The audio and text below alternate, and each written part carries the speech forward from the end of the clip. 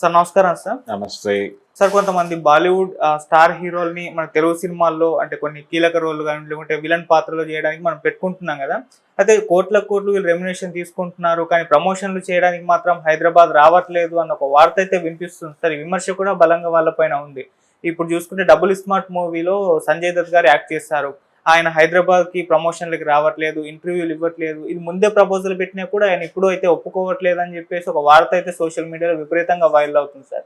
అంటే ఎందుకు ఇంత కోట్లు రెమ్యునరేషన్ తీసుకున్నప్పటికీ ప్రమోషన్‌లకు రావట్లేదు, సినిమాకి హెల్ప్ అవ్వట్లేదు అని చెప్పేసి సినిమా ప్రేమికులైతే వాపోతున్నారు. మీరేం చెప్తారు సార్ దీనికి? అంటే సినిమాలో మీరెందుకు బాలీవుడ్ ఆర్టిస్టులని వాళ్ళని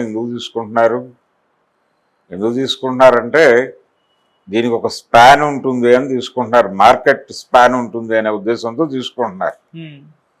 మీరు ఏ ఏరియాలో వాళ్ళ ఇన్ఫ్లుయెన్స్ని వాడాలనుకుంటున్నారో ఆ ఏరియాలో వాళ్ళని ప్రమోట్ చేసుకోండి. అందుకని బాంబేలో ఈవెంట్ పెట్టుకుంటే బెటర్. కల్కి గురించి కూడా అదే జరిగింది. అమితాబ్ బచ్చన్ హైదరాబాద్ వచ్చి ఈవెంట్ ఏం చేయలేదుగా. వీళ్ళు బాంబే వెళ్ళి ఒక ఈవెంట్ చేశారు అంతే. నిజానికి అమరావతిలో ఏదో ఒక ఈవెంట్ చేస్తామని చెప్పాడు ఆయన, అశ్విని దత్ గారు. అంటే ఆయన అనుకున్న ప్రభుత్వం వచ్చింది అనేటువంటి ఆనందంలో నేను అమరావతిలో చేస్తాను అన్నాడు.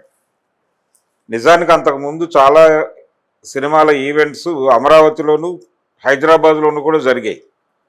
రెండు తెలుగు రాష్ట్రాల్లోనూ సెలబ్రేషన్స్ చేశారు. అదే పద్ధతిలో ఇప్పుడు మార్కెట్ పెరిగింది కాబట్టి బాంబేలో చేసుకుంటే తప్పే ఉంది. ఆయన ఎందుకు హైదరాబాద్ రావాలి? అలాగే ఈ నటనకి వచ్చిన సందర్భంలోనే ఈ ఇంటర్వ్యూస్ కూడా ప్లాన్ చేసి షూట్ చేసేసుకోండి అని ఒక ఆఫర్ ఇస్తున్నారు. ఒక కాల్ షీట్ ఇస్తారండి. ఆ కాల్ షీట్లో ఒక కామన్ ఇంటర్వ్యూ చేసేసుకుని ప్రమోషన్కి వాడుకోవటమే. హీరోయిన్స్ కూడా అదే చేస్తున్నారు. అంతకు మించి విడిగా మీరు ఈవెంట్ చేస్తే రావాలంటే అది వేరే లెక్క. అది కూడా మాట్లాడుకుంటున్నారు నిజానికి ముందే అగ్రిమెంట్లో. ఒకవేళ ఆ షరతు ఉండి వాళ్ళు సంతకం పెడితే వచ్చి పార్టిసిపేట్ చేస్తున్నారు ఆ ఈవెంట్లు. దానికి సంబంధించిన పేమెంట్లు ముట్టాలి. ఏదైనా షరతులు వర్తిస్తాయనే పరిస్థితి. కాబట్టి సంజయ్ దత్ రావడం లేదు, లేకపోతే ఇబ్బంది పెడుతున్నాడు, ఇది కరెక్ట్ కాదు. మీరు ఎందుకు వాళ్ళని తీసుకుంటున్నారంటే మీకు ఒక ప్రోగ్రాం ఉంది, మీకు ఒక మార్కెటింగ్ స్ట్రాటజీ ఉంది. మీ సినిమాని ఆ లెవెల్లో ప్రమోట్ చేయాలనుకుంటున్నారు. మీరు ఆ లెవెల్ మార్కెట్ ఆశిస్తున్నారు. ఇప్పుడు ఆ సినిమాని హిందీలో డబ్ చేయాలి, హిందీ నుంచి కూడా డబ్బులు రావాలి, హిందీ ఓటీటీల్లో అమ్మాలి ఆ సినిమాని.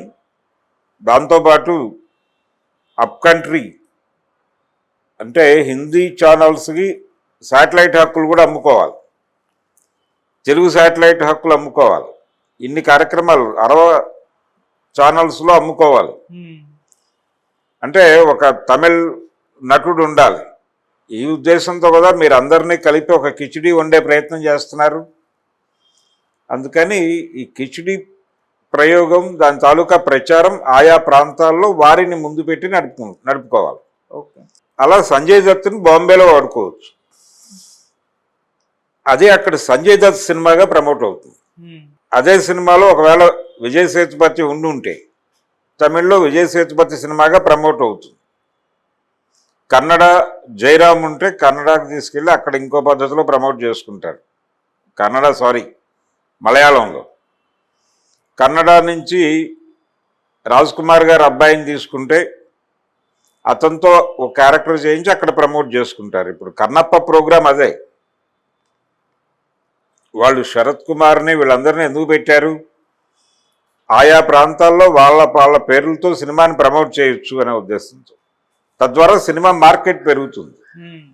ఆ సినిమాకి రకరకాల ఆఫర్లు వస్తాయి. ఈ ఉద్దేశంతో డిజైన్ చేస్తున్నారు.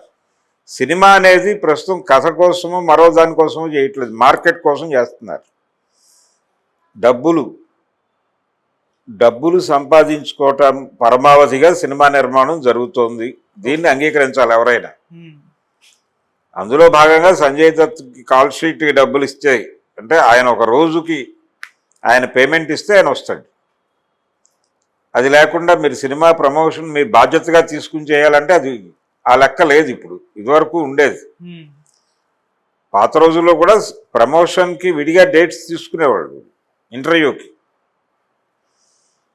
బయట ఛానల్స్కి వెళ్ళి ఎన్ని ఛానల్స్లో మాట్లాడాలి, లేకపోతే ఒక కామన్ ఇంటర్వ్యూ చేసి ఇచ్చేయాలా అందరికీ. ఇలాంటి రకరకాల లెక్కలు ఉన్నాయి దానిలో. ఛానల్స్కి వెళ్ళి మాట్లాడితే ఎంత అవుతుంది, కామన్ ఇంటర్వ్యూకి అయితే ఎంత అవుతుంది, ఇదేదీ లేకుండా సెట్లోనే దాని గురించి మాట్లాడేసి క్లోజ్ చేసేస్తే ఇంత అవుతుంది. ఇలాంటి చాలా లెక్కలు ఉన్నాయి అక్కడ. ఇప్పుడు ప్రమోషన్ అనేది ఆర్థిక లావాదేవీ, మార్కెటింగ్ లావాదేవీ తప్ప ఇదేదో సంజయ్ దత్ యారగన్స్ గొడవ కాదు. అనవసరంగా సంజయ్ దత్ని ఇష్యూ చేసి వార్తలు రాస్తున్నారు పాపం. అంటే ముందే ప్రపోజల్ పెట్టాము అన్నట్టుగా కూడా వార్తలు వస్తాయి. ప్రపోజల్ పెట్టారండి, పేమెంట్ ఇచ్చారా లేదా? పేమెంట్ ఇస్తే ఆయన వస్తాడు. ఓకే, పేమెంట్ జరగకుండా ఆయనలో వస్తాడు. ప్రతిపాదన కాదు, ఆన్ పేపర్ ఉండాలి. ఆన్ పేపర్ ఉండి సంతకం అయితే అప్పుడు మీరు ఆయన మీద ఆశ పెట్టుకోవాలి. సంతకం పెట్టాడంటే డబ్బులు ఇవ్వాలి. డబ్బులు ఇచ్చి కూడా వైలేట్ చేస్తే అప్పుడు మీరు కోర్టుకు వెళ్ళాలి. ఓకే, ఏదైనా సిస్టమ్ ఉంది. ఇప్పుడు ఆ సిస్టమ్ని ఫాలో అవుతున్నారా లేదా, సిస్టమ్ని అంగీకరిస్తున్నాడా లేదా అన్నదే గొడవ.